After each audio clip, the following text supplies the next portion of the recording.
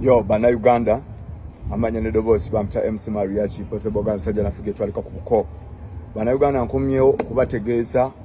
era okubajjukiza.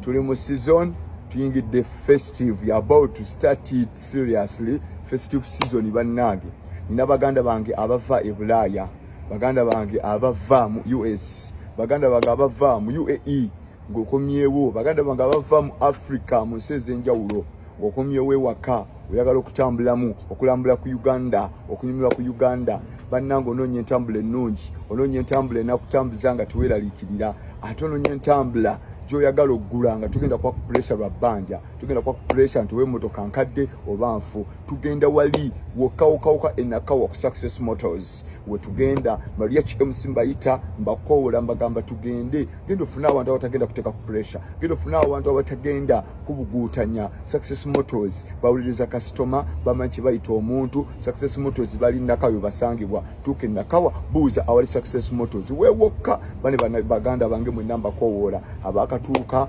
abakyajja mwenna abakalabanga muli Bulaya abakalabanga muli bweru wa Uganda yonna Success Motors wokka bw'oba otuuse mu Uganda bw'oba otuukira ofune emotoka entuufu ofune emotoka eri makubo amatuufu ofune emotoka ennambulukufu ofune emotoka ey'amazima Success Motors buli kika kyonna weekiri oyagala kika ki oyagala mu bbeeyi ki genda ku Success Motors bannange Success Motors engombo yaabwe egamba nti oyingira otambula ofuluma weevuga Success Motors baganda bange mwenna tusisinkane Success Motors twevuge